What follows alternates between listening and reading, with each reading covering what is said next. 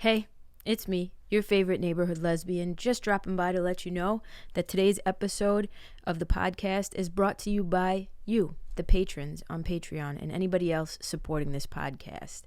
If you're not a patron, you can become one for as little as $3 a month and get early access to episodes and vlogs that I drop. You can also be involved in exclusive live streams for patrons only and many other giveaways that I'm in the process of planning on doing. So if you want to become a patron, click the link in the description below and help support this podcast and the show. And to all the current patrons, thank you so much for the support. I love you all very much. I hope you enjoy this episode. Okay, we are recording. All right. So I have Susan. How do you pronounce it? Isaza? It's Suzanne Isaza. Yeah, it's like Suzanne a long. Okay, got it. And you are the founder of the Sexual Assault Advocacy Network. Mm-hmm. And now that started as a Facebook group? It did. I'll tell you a little story about it. So I've been doing sexual assault prevention advocacy for about 6 years now. I'm a father-daughter incest survivor and really wanted to speak out and share my story. And after doing that for 6 years, I was doing so many talks and interviews and conversations like this, and I realized I needed a community, right? I needed a group of people that I could go to that are doing the same things as I am, share information, support each other, that sort of thing, because I'm not affiliated with an organization. So I didn't really know how to go about it. So I started a Facebook group hoping for about 25 or 50 people.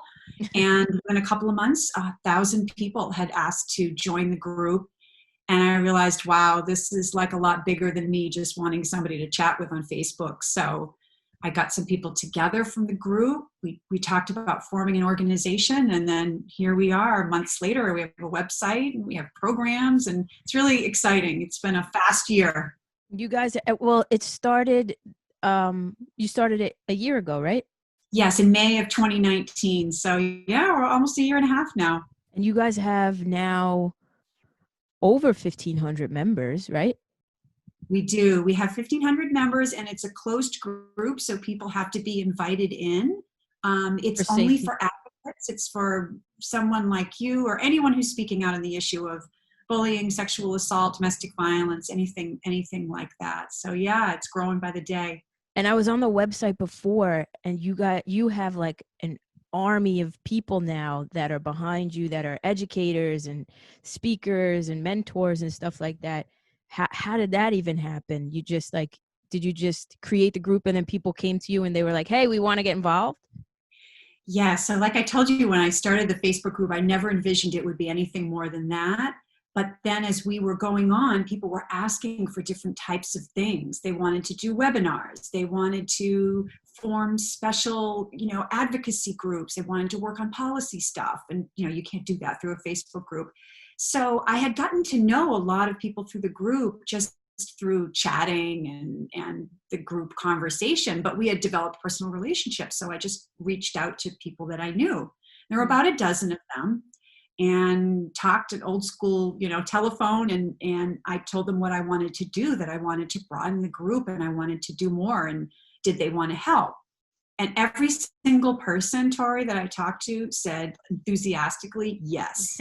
And even though there was one thing that everybody had to agree with, and that was that everything is volunteer. So we're an entirely volunteer organization. So anyone on our leadership team, anybody on our advisory council committee, any of those people had to come in with whatever skill sets they had, whatever resources they had, and do it in the spirit of as a volunteer. And so we started having meetings and talking about like what's possible here. First of all, what do advocates need? What do people like me need? What are we missing? And how can we meet that need? So we have, for instance, a couple of examples. We have a awesome woman named Vanessa Dunn-Guyton, who does mentoring for advocates and survivors of domestic violence. And she offered some free sessions to SAN members. So we have that available. We have these two awesome, really strong advocates that have created groups for people speaking out on behalf of Latinx survivors and other people of color. So we have so many programs and initiatives going on that everyone is spearheading on their own or with a team of other volunteers. So that's amazing. It's really incredible because I've worked in nonprofits for a while and those models often don't work. But for some reason this is. And I think one of the reasons is because we feel such a connection with each other. We're all survivors, so we have that in common. But we're also moving to thriving, which is being more public, talking about what we've been through, telling our stories, reaching out and offering help to other survivors. So having a community like that is so important for any. And that's it. That's the beauty of having the sense of community, is people feel safe to speak up and tell their story. Like I've noticed even with this podcast, there's like a community of people who, that's even how we're here right now is, I was on a live stream just talking about certain things and people were like, please do an episode on sexual assault. And I had no idea what the heck I was getting myself into, but connecting with you, even the first conversation that we had taught me so much, just like that one conversation, that it's just crazy how one conversation can teach somebody. But that sense of community is what gives people like the strength in numbers, I guess, if that makes sense. Yes, it definitely does. It definitely does. And I think sharing our stories, everybody's got a story, whether it's of abuse or, anything. We've all been through things in our life. Right. But oftentimes we don't share that with other people. And I think especially as you get older, you share less. You are tempted to share less and less because now you have a career and now you have a family and you have kids. And so those secrets and those memories and whatever has happened to you stays inside. And so part of what I've learned to do in my own journey as an incest survivor is to be more public, more forthcoming with what I've been through. And by sharing my story with people, it's been unbelievable, the response. People who are not survivors, very, very supportive. Helps to educate them. Their awareness is raised. Really good experience there. But even just connecting with other survivors, they come out and say, I had somebody when I was doing a training, she came up to me afterwards, tears running down her face. She said, I'm a survivor. I was raped in college and I have never told anybody about it. You are the first person I'm telling about. And the only reason why I'm telling you is because I know something similar has happened to you. And that was a real light bulb moment for me, that sharing a little piece of ourselves can help other people to heal, not just for us, but for others. Yeah, absolutely. Is that why you started the Sexual Assault Advocacy Network? Because you just wanted to give power to other people who have gone through the same things? I did. I was starting to realize after Me Too hit in 2017, so it's been actually this month, it's been 3 years. It's been a roller coaster of years. That there were so many of me out there. Prior to Me Too, we really didn't have a microphone. We really didn't have a platform for telling survivor stories. People honestly were just not that interested. The media, not that interested in it. But then once more people, the silence breakers, the famous people that came out and started talking about sexual harassment and abuse, once they did that, now the media and the general public is more interested in hearing these stories.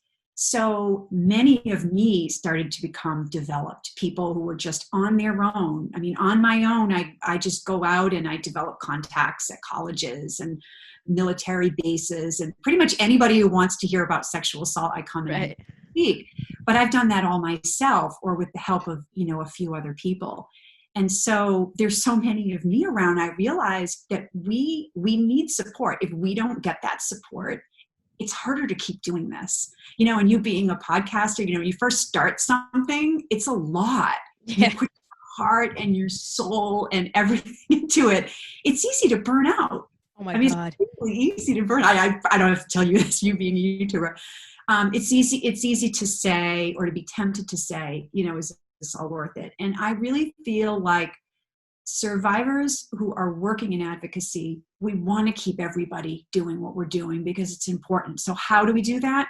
We create a community so people can get the support and the help and the validation that they need. So that was really what pushed me to create it. I wanted it for me, but I also wanted to see this movement get bigger and bigger and bigger. And I knew Right. the only way that was going to happen is if the people who were doing what I was doing stayed involved and inspired others to do the same. Yeah. And I think the education portion of it is so important too, because I feel like I mean, you could probably tell me, but I feel like there are so many victims out there who don't realize that they're victims. Like they don't, even me, I'm in therapy, and I've talked about how women have, like kind of violated me in ways when I was out at bars and stuff like that, like touching me in places I don't want to be touched and stuff like that. And I never thought anything of it. And my therapist was like, no, that's like assault. You know what I mean? Like, and I feel like a lot of the times there are victims out there who don't realize that they're victims. Do you find that too, or? Yes, and there's a lot of different scenarios. I think that's a perfect example. Is we really minimize abuse in America. Like we downplay it. All different types of abuse, not just sexual assault and domestic violence. Even, for example, bullying in Yeah. school. People tend to downplay it and say, "Oh, it's just what kids do. There's always going to be a bully." And they blame the kid who's the victim or the adult who's the survivor and say there must have been something that you did to bring this on. And so a lot of times if when you experience abuse, it's not intuitive in America to say, yeah, I went through this and it's not my fault, and that person who did that to me needs to be held accountable. That's not the message we send to survivors in this country. We send the message of, you must have done something wrong. Why were you out? Why were you, Tori, why were you at a bar? What were you wearing? Were you wearing provocative clothing? What happens when you do that, so we get all these messages. And so it gets confused in our own heads. A lot of other people may not realize that they're survivors because, especially when you're a child, if you go through trauma, up to 1/3 of child sexual abuse survivors has little to no memory of the event whatsoever. That's scary. We hear of a lot of cases of people who are in their 30s, 40s, 50s, all of a sudden waking up one day and having all of these memories come forward that and this understanding and this enlightenment that they were abused as kids by a parent or a sibling or a priest or whomever. And then they never remembered until that morning when they woke up and had these memories come back. So many of us are not really even cognizant of the abuse that we've suffered because your brain kicks in and it has ways of protecting us from things that are really traumatic and tragic. So there's a lot of reasons why people either don't realize they've been abused, and certainly why they don't come forward and talk about it. Right. I think, oh man, there's so much I want to say, but I think when the Me Too movement happened or started, I was actually disheartened by how much pushback there was to that movement. And I'd love to get your opinion on this. There's that whole debate of like, should we believe the person coming forward right off the bat? Like, what's your opinion on that? Do you believe that we should just take the person at their word if they said that they were abused? Mm-hmm. I believe that too. Yes. I would pose a scenario to you, right? If you got a phone call in the middle of the night from a friend of yours who said, "Oh my God, somebody's breaking into my house. What do I do?" What would you tell that person to do? You'd be like, call 911. Right. Are you safe? Get out of the house, get your pets, your kids, or whatever. You'd start giving instructions on how to keep that person safe and how to get the authorities involved, right? Right. That is what we do for people when a crime is happening to them, right? Sexual assault is different. We tend not to help people and we tend not to believe people when they come out and they tell their story. Because we live in, I don't know if you've heard this term, rape culture. We live in a rape culture where there's so many myths around why sexual assault happens. People don't want to recognize the reasons that underlie it, and they don't want to recognize just how prevalent it is. I mean, 1 in 4 girls, 1 in 6 boys will be abused by the time they're 18. So even by the time you head to college, if you look around in your college classroom, 1 out of every 4 females, 1 out of every 6 males has already been assaulted. So Wow. you're talking about huge numbers. Yeah. Yeah. And yet That's because of rape culture, we don't acknowledge the scope of the problem. And so I think, what I always tell people is so few people falsely report sexual assault. I mean, the false reporting rate for sexual assault is like 2 to 8%, which is the same false reporting rate, by the way, for all other major felonies. So people are not actually reporting sexual assault falsely more frequently than people who are, whose home has been burglarized. right. Right. Right. So when people come forward, the message we always want to send is, You're that's safe. awful what has happened to you. Yes. You did not deserve it. I believe you. I'm here to support you. You didn't do anything wrong. This person should be held accountable. Like, these are all the messages we want to be sending to survivors, because research has shown that the more validation you get when you first disclose your abuse experiences, the quicker you heal. So if you come forward and the first person you tell starts criticizing you and doubting you, that makes it that much harder to heal. In fact, many people will step back and say, I'm never telling anybody again. Ever again. And Yes, not to mention I feel like the mental implications of that, like how that could cause depression and anxiety, and like I could say from experience, for me, it's only been females who have stepped forward and like told me about their stories. There are plenty of men out there, guys out there who are sexually assaulted. But when a friend has come to me and told me their story, my first thought is not to be like, you're lying. And I don't understand how that mentality even comes to be. I guess what you said before, it's this rape culture mentality in this, especially in this country. And now you said you were an incest survivor. Can you elaborate a little bit on what that means for people who don't necessarily know? Because I know I had no idea what that meant. Sure. So the Me Too movement was awesome. It gave a platform for a lot of people to tell their stories. But incest stories were almost completely left out of the Me Too movement. So we've made a lot of progress, but there's still survivors whose stories are not being represented and not being told. Incest survivors are one of those groups. And incest is abuse by a family member, right? It's very simple. Now, because we don't talk about incest, it's like such a hidden form of sexual abuse, incest. People talk about it so infrequently that there is this perception in our culture that there are a lot of incest relationships that are consensual, right? Because there is a small group of people who push incest, who say that it's fine, that we should acknowledge it, and we shouldn't criminalize it, and they're very vocal. And because incest survivors are not very vocal, it gives the impression that incest isn't really a problem. Right. That it's, there are cases, of children who are really hurt, but in general, there are people who enter into these incestuous relationships and it's fine. So this is the message that we're getting. My work as an incest survivor and as an advocate is to bust that myth that incest is damaging. Incest is abuse. Incest is not consensual, right? No. And even if you look at cases of adults who have gone on to marry a family member, oftentimes if you dial that back and you see what has happened in the past, very often one of those people has been groomed. Yes, they've been groomed. Yeah, I'm reading your mind.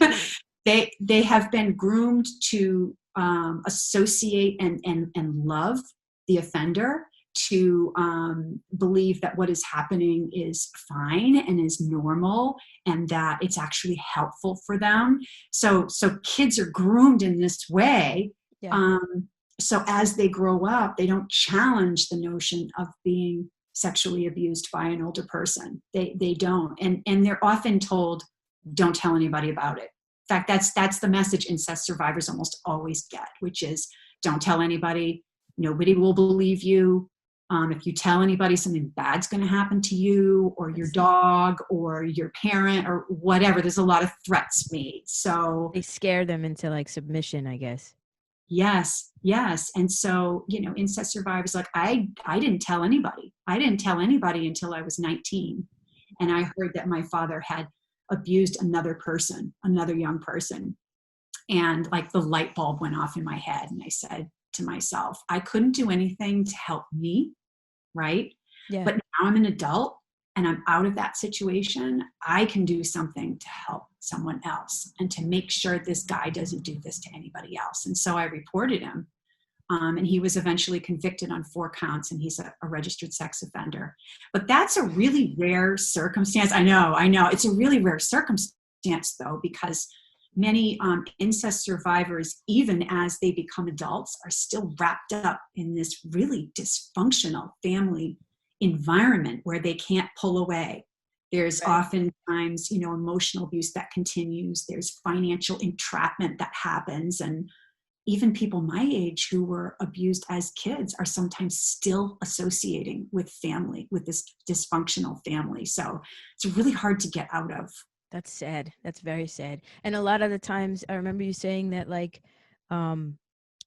even when family members come out, like the victim is actually treated like the predator, I guess, or like the bad guy. That Mm-hmm. happens a lot, you've said. And for anybody who doesn't know, can you explain, because you taught me last time when we spoke, what grooming is? What is grooming? So grooming is a technique that an offender will use to try to create a relationship with a child. In this case, let's just call it a child, right? Mm-hmm. Because it's hard to sexually assault a child just by using force and just by using threats. It's actually easier for an offender to develop a relationship with a kid so that the kid begins to like them. Oftentimes the offender will give them gifts, will say special things about them. I care about you. I'm here for you. Nobody else in your family or whomever seems to love you, but I will always be there for you. They often help kids out if kids are in trouble. A lot of kids are in really bad family circumstances, or they're in, say, foster homes or in and out of group homes. And some kids have a lot of troubles and a lot of worries, and they become very vulnerable to adults who know how to zone in on kids that are looking for somebody to help them or looking for somebody to love them. And so through this grooming process, the offender really sort of gathers the child into their sphere. And the kid doesn't even realize what's happening until one day they wake up, and now all of a sudden this offender is trying to touch them. Very slowly over a series of weeks or months or years, offenders will push the boundaries more and more to see what they can get away with a child. And then eventually it can progress just to all-out rape or other sexual assault or even physical violence. It can really progress. And many people around this child are not always aware that this is happening. Right?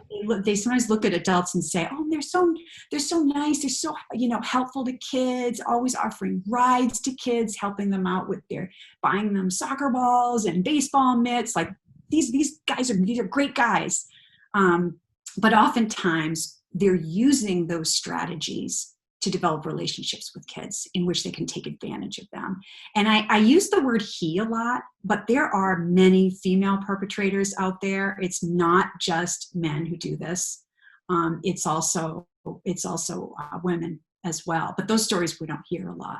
We don't. No, we definitely don't. Do you find that it's more men than women? Or I mean, I like as predators, as the ones that are committing the act, do you find that it's more men than women, or is it kind of equal across the board? Well, the research is a problem in this field because we know a lot about some forms of sexual assault and very little about others. So for example, incest, there's so little research about incest. We don't know the prevalence. We don't know much about, who's affected and who the offenders are. But we do know that the majority of sexual assault, the offenders are male. We don't know about the rates of females very much. There have been studies, but they're very different. They come out with very different conclusions. You know, I've read a story that I read about some research saying that 75% of women are perpetrators. So if you have, let me back out of this for a second. If you have 100 sexual assaults, Yeah. that 25% of those are committed by women and 75% are committed by men. Okay. But the studies are not very conclusive in terms of, they're not really replicated. So we don't know. But I can tell you, I have talked to so many survivors who have been molested by a mom, by a sister, by, you know, an aunt, a female teacher, a babysitter. So there's just all different scenarios out there. But men, it's challenging for men to come forward. It's challenging for boys to come forward because there's all these stereotypes about like what it means to be a man, right? You know, you're supposed to be aggressive. You're supposed to be the initiator. Yeah. And these stories don't match those assumptions. Yeah, it's kind of like the toxic masculinity, and like I feel like, again, society just puts this pressure on males that if they speak up about abuse, they're looked at as like almost like, this is not a technical term, but like sissy men, you know what I mean? Mm-hmm. It's very sad, very sad. And going back to what you were saying before, like about grooming, they do have websites, like, just so whoever's watching knows, they have, you gave me a reference to a website to give you kind of like clues as to how to tell the difference between just a nice person who's nice to your kids or somebody who's trying to groom your child. Do you have that website offhand or no? Yes. So the organization is called Stop It Now. So it's stopitnow.org. Okay. And they're awesome. They're doing some really groundbreaking work. Thank you. They're starting to focus more and more of their attention on the perpetrators. Oh, that's amazing. Who are their perpetrators? How can we get them to stop offending? How can we provide help to people who are at risk of hurting somebody but haven't yet?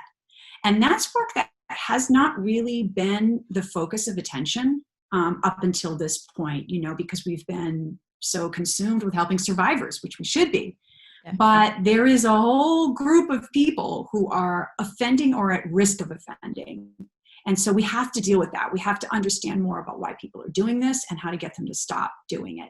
And Stop It Now has these great fact sheets. You know, I have to tell you, I explored their site a couple of years ago and I came across the sheet that I was telling you about.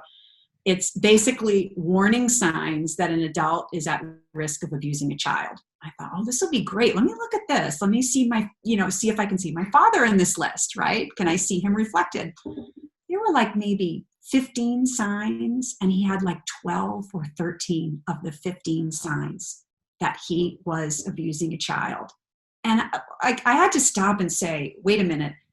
These signs were very apparent to other people in my family, other people out there in the community, at school. Like, why did nobody pick up on this? Right. And if they did, why didn't they do anything? And so really the first step is educating people at what those warning signs what to look for are. And then what to do if you see them. What do you do? That is what people are afraid of. So I really do think, thinking about the issue of child abuse, many adults are just clueless about how to deal with it, and they're very afraid. And I have to tell you, like, I have a 13-year-old son, and even just talking with him about, you know, concepts of consent and abuse, it's awkward. It is awkward. It is not a thing that most people are comfortable talking about. So, you know, I actually had a friend just come to me a couple of weeks ago saying she thought that a family member was being abused by another family member. And she told me the signs and said, yeah, it sounds like that's what's happening. And she asked me that question, what do I do? And what I always tell people is just ask. That is something that most of us are very afraid to do. You can take a child aside. You can ask them how things are going at home. You can, ask them if you have that close personal relationship with them, if anybody has done something to make them feel uncomfortable lately. Or has anybody touched you in a place that made you feel really uncomfortable, or a place that's under a bathing suit?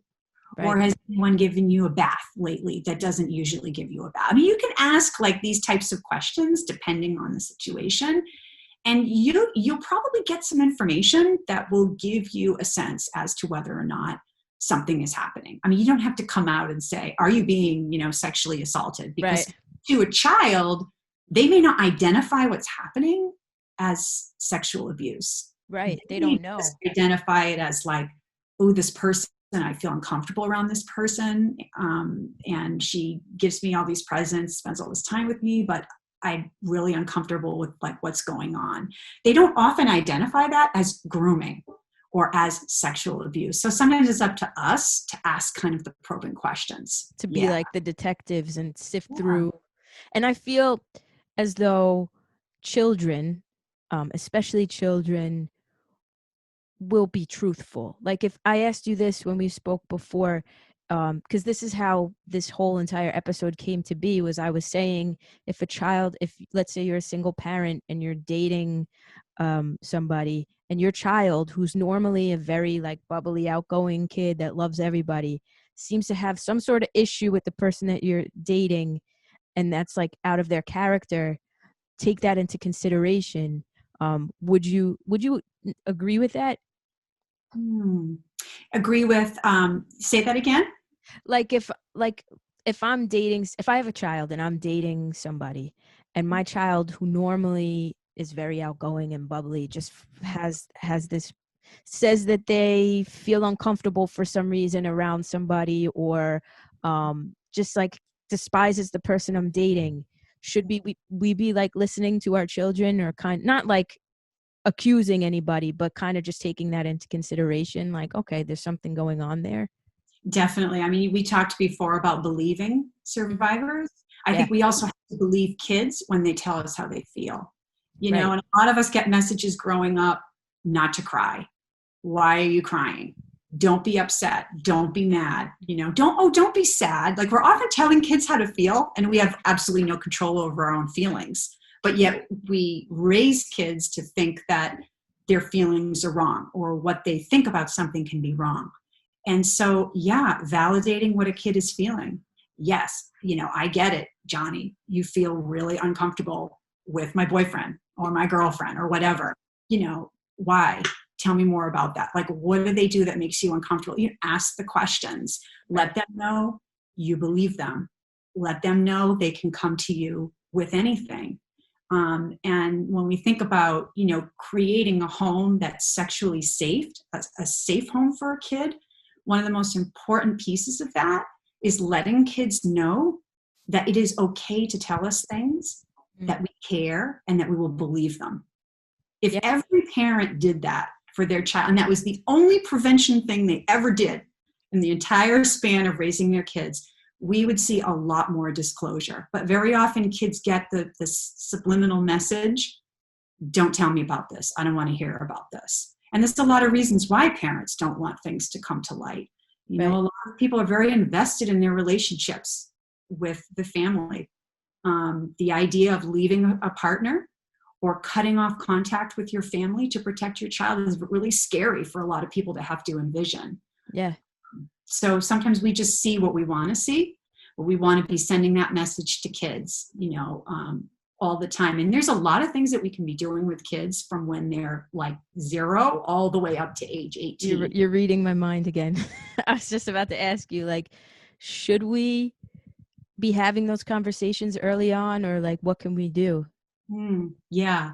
So there's a lot of resources out there to help parents or adults or really anyone to be thinking about prevention from when a kid is an infant. So as soon as a kid can start talking, right? Yeah. You can send the message that no means no.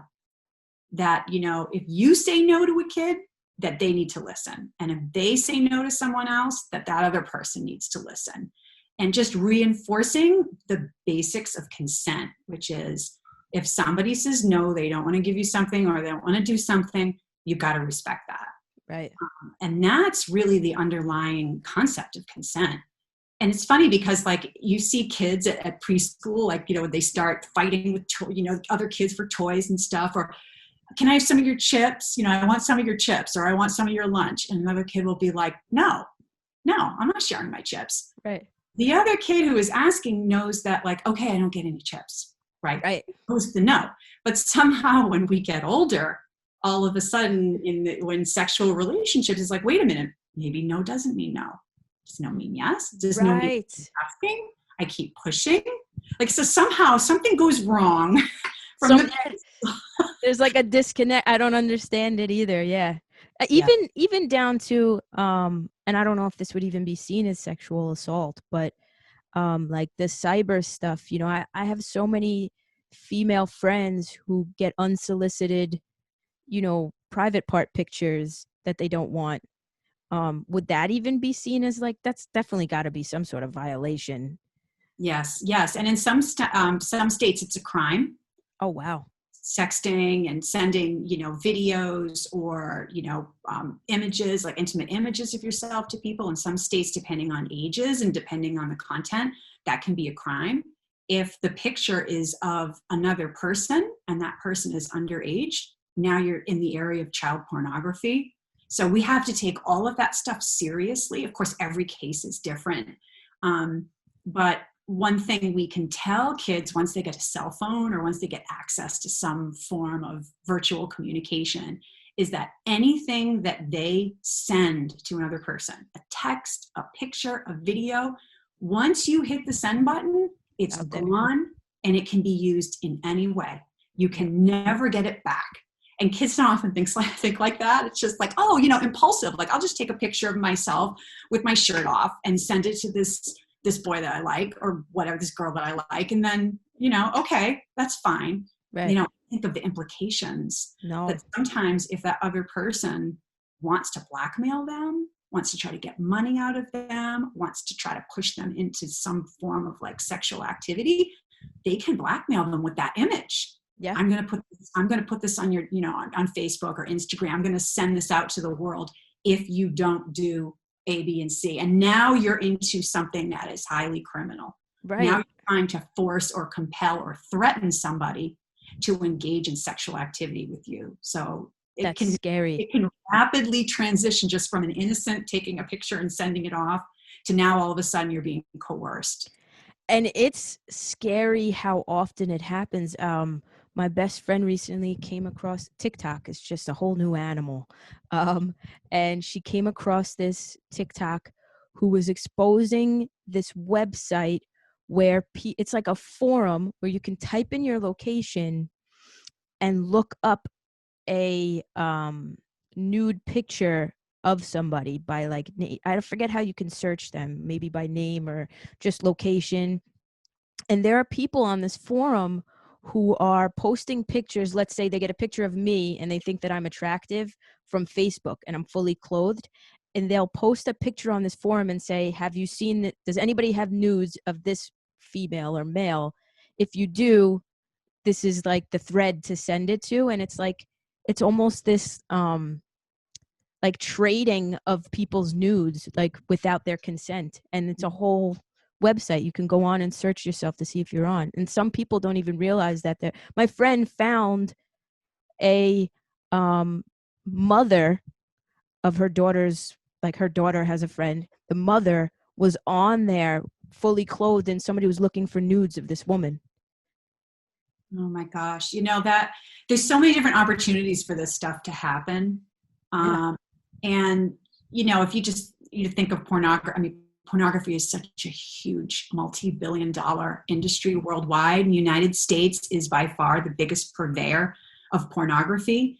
If you think of a site like Pornhub, it's so easily accessible to kids. I mean, kids in middle school or even younger, they get access. All you need to do is type in, you know, pornhub.com, and all of a sudden, all these images and videos start popping up, and you have no control over what's coming at you. Right. But a lot of that content, a lot of what's on a site like Pornhub has been sent in without somebody's consent. Yeah. So if you think about just like incest survivors, many incest survivors are photographed, videotaped. Some of them are trafficked to other family members or out to the public, to the general public. And so these images and videos that have been captured, obviously without the kid's consent, can be shared with a place like Pornhub, right? And Pornhub says that they monitor their content, but with so many images and videos, it's impossible to do that quickly. Right. So you could be going on Pornhub watching a video. You could very well be watching the rape of a child. Oh. And so people say, oh, there's nothing wrong with pornography. Like nobody's getting harmed in the making of pornography. A lot of people are being harmed, and a lot of them are minors. Right. Conceptually, I'm not against pornography, but I am against trafficking. I am against people being forced to do things against their will. Right. Or if they don't even know they're being taped, even with a significant other. That's, you hear about that revenge porn, even, like you take this video with your significant other and you think it's just between the two of you, and then you break up and somebody's like, well, screw you, I'm going to post it all over the internet. Even if it's up for a day, it could be damaging to somebody. Yeah, and you hear cases about that, and sometimes states are really slow to criminalize things in the virtual world. I mean, in some states, people are still trying to ensure that revenge porn can be prosecuted, and so states are they're just slow to passing these laws. So there's a lot of situations with sexual assault where it actually falls through the cracks. I mean, a good example of that is with statute of limitations, where there's actually like a deadline for a lot of sexual crimes beyond which somebody cannot be prosecuted for the crime, particularly with crimes against adults. So say you were raped in college, your state, depending on where you were, there is probably a statute of limitations that said, if you don't report this within 2 years, within 5 years, that even if you know the perpetrator, even if you actually have like DNA evidence that happened, that person can't be prosecuted past that time. And so in the last several years in America, there's been a huge movement to dismantle these statutes of limitation because they prevent people from being prosecuted. And if you prosecute somebody, you hold them accountable, you put them in jail, you're getting that person off the street so that they can't do it to somebody else. So it's not just about holding somebody accountable, it's creating safer communities because that person's no longer out there. Exactly. It's not just about the prevention of it, which obviously is extremely important, but it's also, like you said before, that person who was abused as a child wakes up at 30, 35, 40 and just has these memories just then. They can't now prosecute the person who did that to them because of the statute of limitations. Yeah, sometimes that kicks in, right? And you bring up a really important point about reporting and about talking about these situations and abuse experiences long after. I would send the message to anybody who's listening to this who is in an incest situation, who is being abused by a sibling or someone else in their family, a step parent, a caregiver, that to find somebody they trust and tell. And very often we are told as survivors, do not tell anybody about what's going on. Nobody's going to believe you anyway. Right. Or they're just going to think badly about you. They're not going to want to have anything to do with you. We get all these messages as survivors, but I just push the point home. Find somebody you trust and tell them, because it is really important that we keep kids safe. It's really important that we keep young adults safe who are being molested by somebody. And, sometimes people will tell and they're not believed and they have to tell somebody else. I just send the message, just tell and continue to tell until you get the help that you need to get out of that situation and to keep that person from hurting you or somebody else. Right. So reporting is really, really critical. If we're going to do something about incest in this country, we have to report the perpetrators. And it's hard. I mean, I reported my father. That was not an easy thing. But because of that, think of all the kids that were saved. Right.